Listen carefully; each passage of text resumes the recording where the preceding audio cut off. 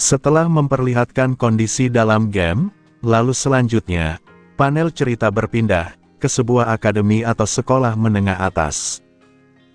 Di sana, terdapat para siswa yang sedang jalan ke sekolah pada pagi hari, yang kondisinya masih diselimuti embun. Kita kemudian diperlihatkan Xiaoyu, yang juga sedang jalan ke sekolah, bersama dengan teman atau sahabat baiknya.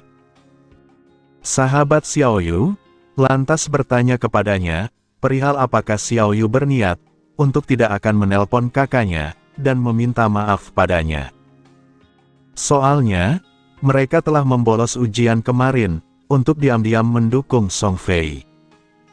Gadis ini yakin kalau kakak Xiaoyu pasti sangat marah saat mengetahui tindakannya ini.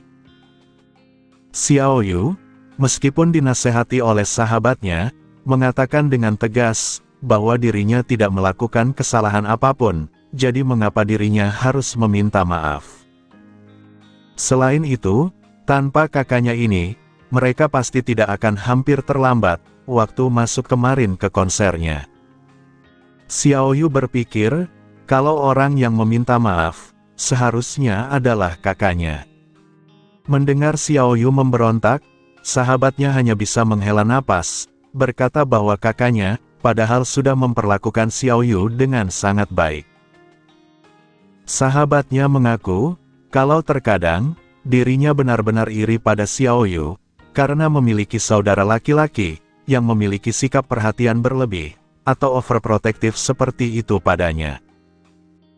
Namun, saat ia mendengar pembelaan tentang kakaknya, Xiaoyu nampak semakin kesal, dan berkata kalau kakaknya itu, selalu saja ikut campur dalam urusan kesehariannya.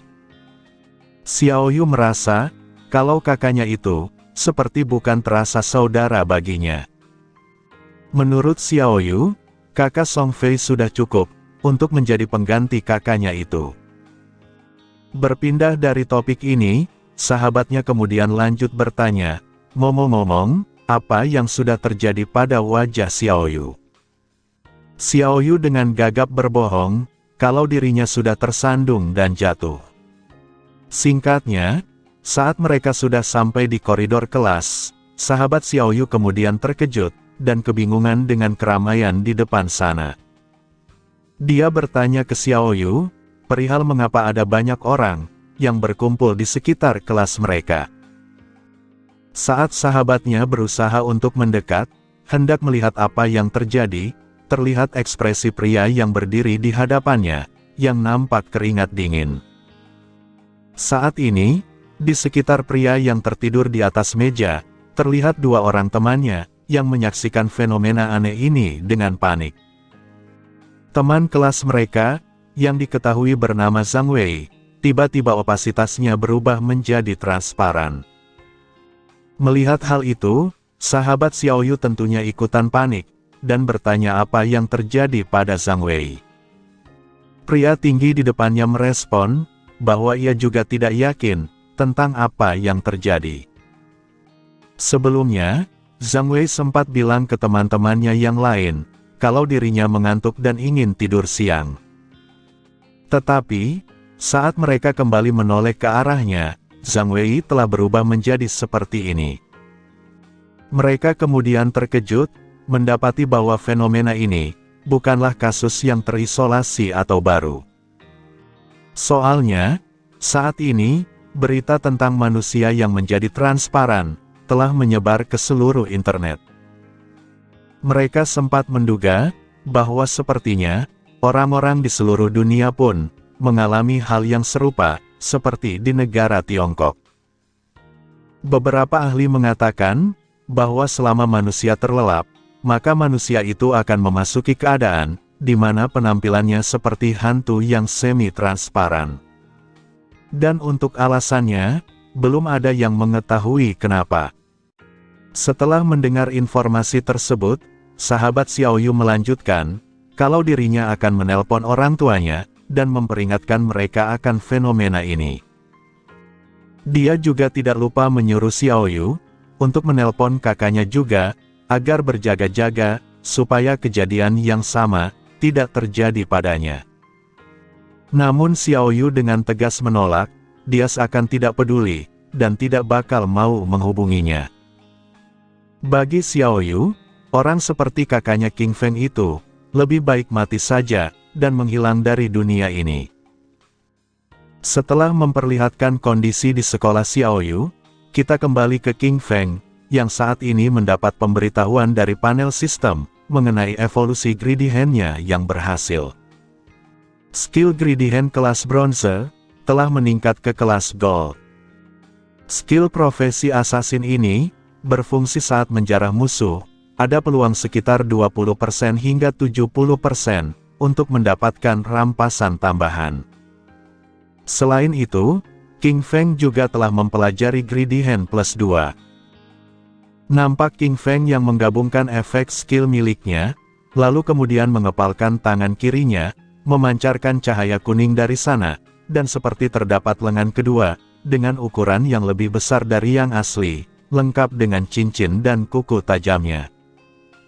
Lalu setelahnya, panel sistem melaporkan, kalau skill Greedy Hand King Feng berhasil diaktifkan.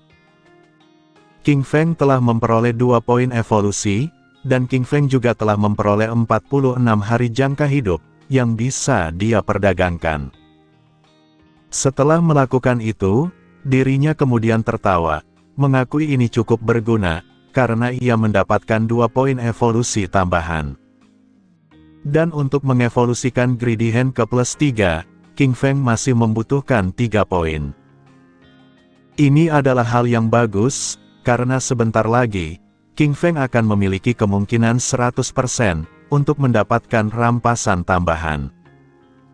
King Feng juga memahami, kalau pemerintah dunia, pasti sudah menyadari situasi atau fenomena yang terjadi. Dan seiring berjalannya waktu, semakin banyak orang, yang akan membanjiri game ini. Maka dari itu, King Feng perlu mempercepat kemajuannya, agar bisa lebih kuat dalam waktu yang singkat ini. King Feng kemudian melanjutkan, kalau ini adalah waktunya, untuk memakai apapun yang bisa ia gunakan. Panel sistem kembali muncul, memberitahu bahwa King Feng, saat ini menggunakan dagger karatan kelas bronze, yang menambah efek kekuatan sebanyak 35 poin, dan kelincahan sebanyak 4 poin.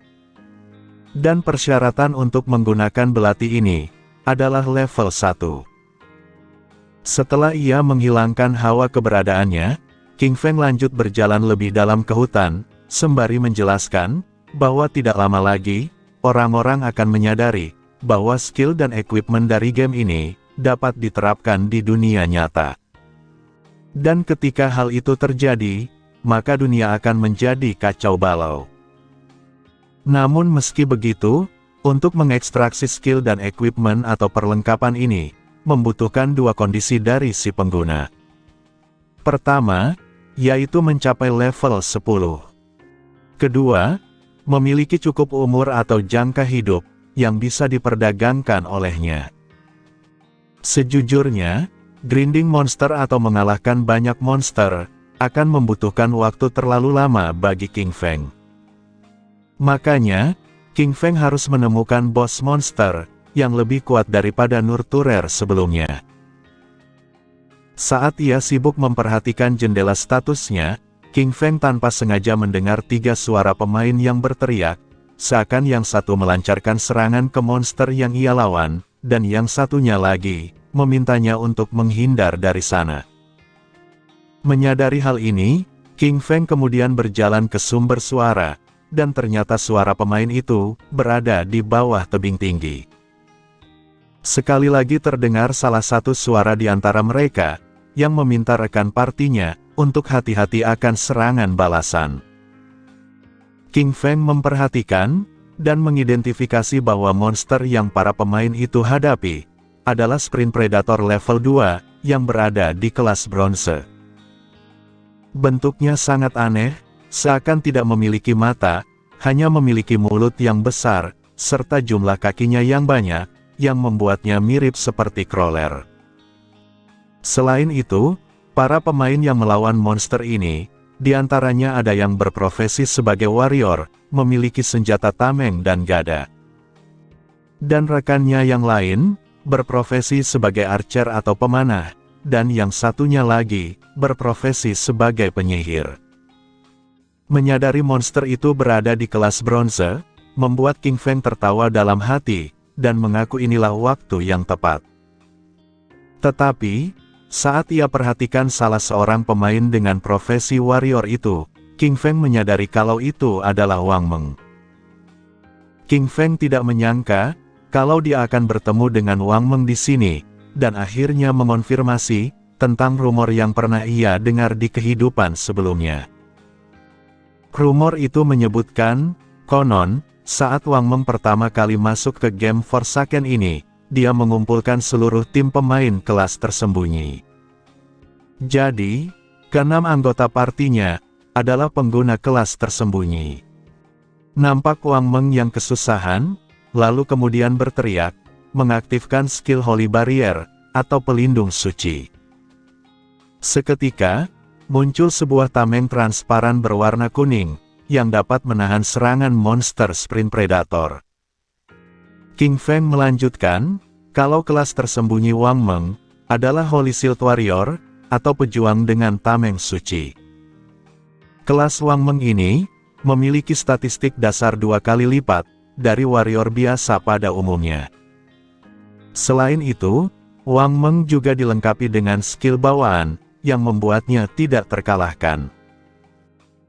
Selanjutnya, karena Wang Meng berhasil mengalihkan perhatian Sprint Predator, rekan partinya yang berprofesi sebagai penyihir, kemudian mengangkat tongkatnya, membuat sebuah bola api, dan melesatkan bola api itu ke arah Sprint Predator.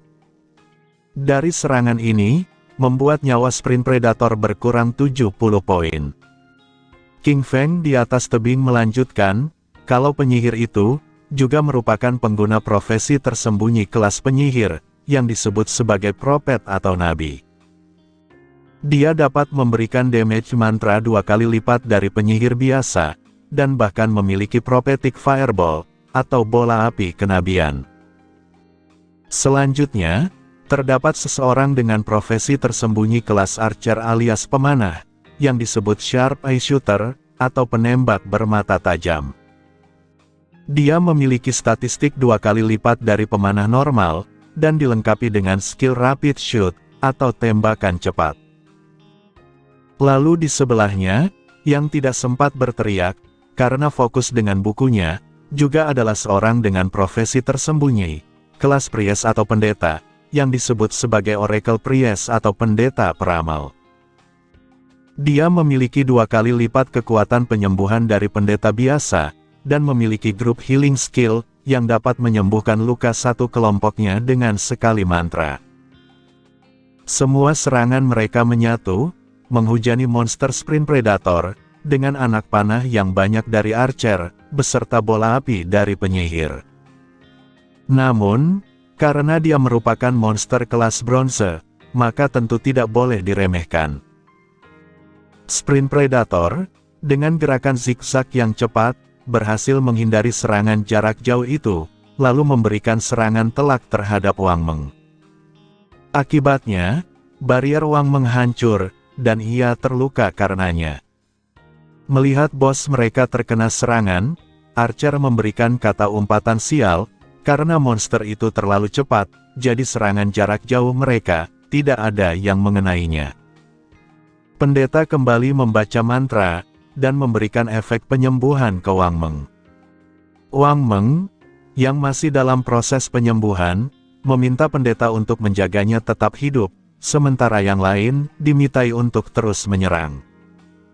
Wang Meng yakin, kalau mereka akan mengalahkan monster itu pada akhirnya. King Feng yang mendengar Wang Meng berkata begitu, mengaku bahwa Wang Meng memang selalu optimis. Tetapi sayangnya, Wang Meng sepertinya lupa, kalau ia saat ini berada di alam liar. Jika pertarungan berlarut-larut, maka para monster yang lain, juga akan ikut terlibat dalam pertarungan mereka. Tiba-tiba, di belakang Wang Meng muncul 2 monster lumpur, dengan mata berwarna oranye, dan tubuhnya diselimuti lumpur coklat. Wang Meng tentunya terkejut dan kebingungan, lalu melirik ke belakang, dengan ekspresi penuh kekesalan.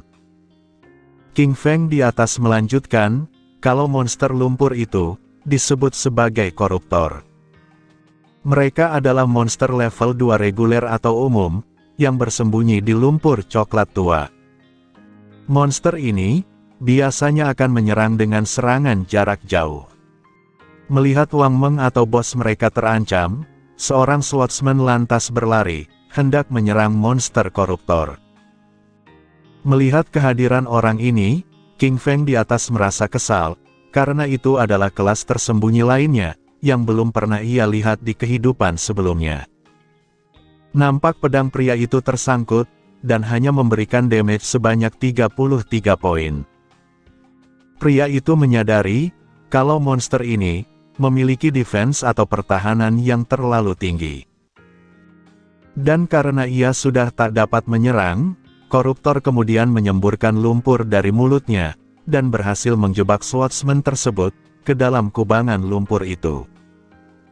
Rupanya, koruptor yang satu juga melakukan hal yang sama, yang membuat penyihir di sebelahnya ikut terjebak bersamanya. Swordsman itu terkejut, mendapati bau lumpur itu yang menyengat. Sang penyihir juga ikut mengomel, berkomentar kalau ini sangat menjijikan. Menyadari ia terkena lumpur ini, swordsman berkata sial, karena ikatan tanahnya, membuat gerakan mereka menjadi melambat. Lalu saat monster koruptor ingin memeluk sang penyihir, dan penyihir itu berteriak keras meminta tolong, King Feng kemudian melompat dari tebing, dan dengan cepat memberikan serangan tebasan horizontal ke monster koruptor itu, tanpa ada seorang pun yang menyadarinya. Mengapa? Itu karena King Feng masih berada di mode invisible-nya. Menyadari sesuatu yang aneh terjadi pada monster itu, pemanah, Wang Meng, dan pendeta, nampak terkejut dan melotot, lalu lanjut berteriak heboh, bahwa hanya dengan satu serangan saja, bisa membunuh monster koruptor ini. Sang penyihir lantas bertanya, perihal siapa yang melakukan itu, apakah ada seseorang yang ikut membantu mereka. Swordsman juga mengaku, bahkan untuk monster crawler level 1, mereka biasanya harus bekerja sama lebih dulu selama 10 detik, untuk bisa menjatuhkannya. Tetapi, koruptor dengan level 2 ini, terbunuh hanya dalam satu serangan saja, yang sekali lagi membuatnya penasaran, bagaimana bisa hal itu mungkin. Sibuk mengomentari hal itu, swordsman yang mencoba berdiri dengan bersandar pada pedangnya, tidak menyadari koruptor yang lain, yang hendak menyerangnya dari arah belakang. Tetapi sekali lagi, koruptor itu juga terkena serangan horizontal King Feng, yang membuat swordsman melirik ke kanan, dan terkejut dengan apa yang terjadi. Setelah melihat dua koruptor mati dalam 1 detik, swordsman itu menjadi panik, berteriak bahwa ini, benar-benar pembunuhan secara instan. Dia lantas bertanya ke penyihir, yang diketahui bernama Lizzie juga, perihal apakah ia melihat siapa orang itu. Lizzie dengan gemetar menjawab, bahwa ia juga tidak tahu. Sementara itu, Wang Meng yang tidak ingin mempermasalahkan ini, berusaha berpikir optimis, semoga saja orang itu, berada di pihak mereka. Wang Meng lalu meminta rekan partinya untuk jangan terganggu, dan kembali fokus menyerang ke sprint predator. Wang Meng menegaskan, karena monster koruptor telah habis, maka hanya sprint predator yang tersisa. Dia kembali memerintahkan semuanya, untuk mempertahankan kecepatan masing-masing. Di lain sisi, King Feng yang selesai menghabisi 2 monster koruptor sebelumnya, kini berada di atas batang pohon, mendapati laporan panel sistem, yang melaporkan perihal prestasinya. King Feng telah membunuh monster koruptor level 2, dan telah mendapatkan 40 poin pengalaman, mendapatkan 1 poin evolusi, serta mendapatkan skill book atau buku skill, yang disebut Venom Dart atau panah bisa ular, yang berada di kelas common atau umum.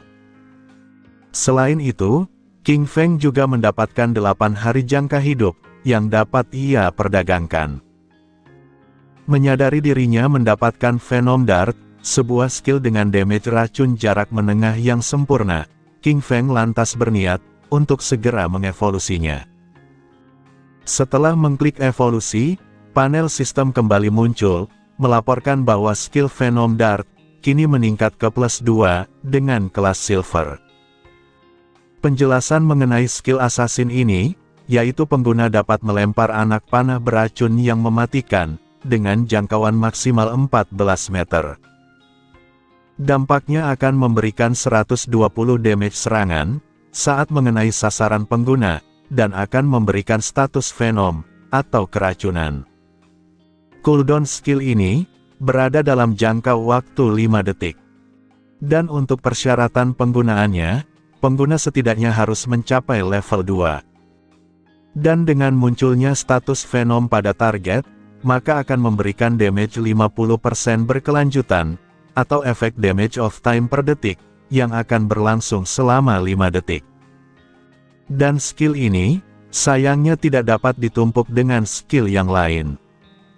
Setelahnya, kita kembali diperlihatkan Wang Meng, yang fokus melawan Sprint Predator.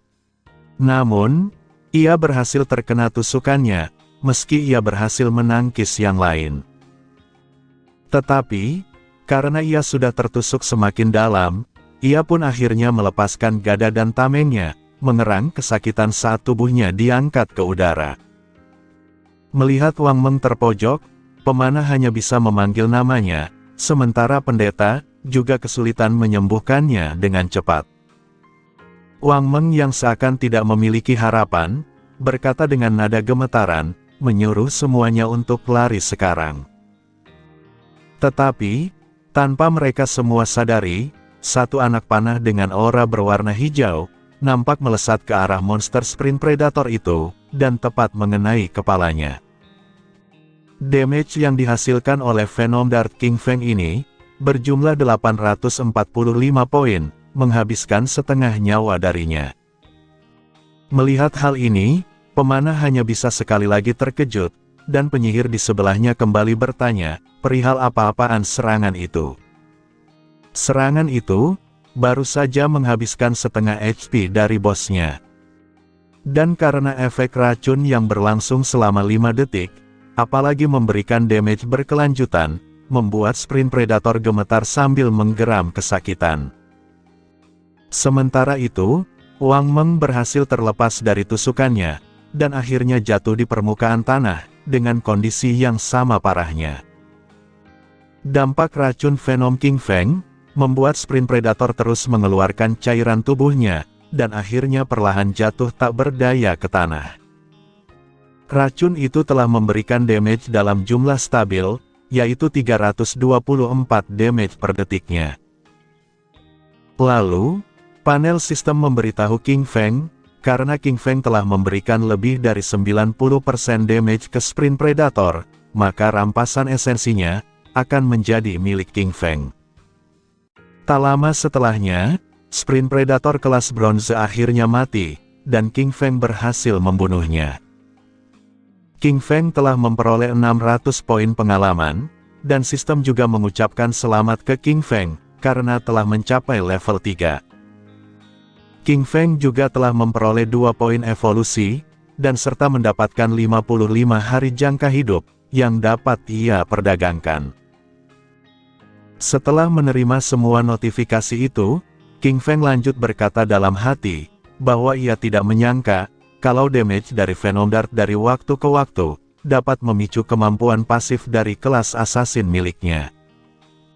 Dan dengan skill stealth ini, King Feng tetap tidak bisa terlihat, sehingga dapat melempar Venom Dart tanpa batas.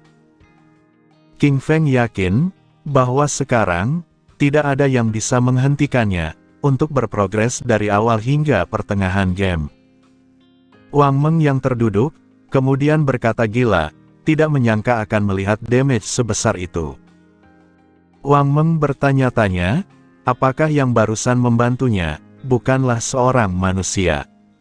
Nampak esensi Sprint Predator berkumpul ke satu titik, lalu secara tiba-tiba, esensi itu langsung lenyap seketika. Hal ini membuat Wang Meng sekali lagi terkejut, mendapati bahwa sinar looting atau rampasan esensinya telah menghilang begitu saja. Wang Meng, dengan tubuh gemetaran mencoba berdiri tegap, menoleh ke kanan dan ke kiri, lalu menyatukan kedua tangannya, bertanya kepada sosok yang telah membantunya. Dia menanyakan tentang siapa namanya, dan juga mengucapkan terima kasih, karena telah menyelamatkan mereka. Lalu, suara King Feng kemudian bergema, bertanya balik mengapa Wang Meng berterima kasih. King Feng memberitahu, bahwa di alam liar, jangan mudah percaya pada orang misterius. Mendengar responnya, mereka semua langsung terdiam, lalu kemudian beranjak pergi dari sana. Wang Meng mengerti, lanjut berterima kasih atas sarannya, dan berkata bahwa mereka tidak akan mengganggu King Feng, saat King Feng memeriksa hasil rampasannya. Wang Meng kemudian memperkenalkan dirinya, namanya adalah Wang Meng, jika penolong atau King Feng membutuhkan sesuatu, maka King Feng jangan ragu untuk menemuinya. Selanjutnya penyihir juga menyapa King Feng sambil berjalan pergi, memperkenalkan dirinya yang bernama Heibulin Lizzie, bertanya apakah dirinya bisa menambahkan King Feng sebagai temannya.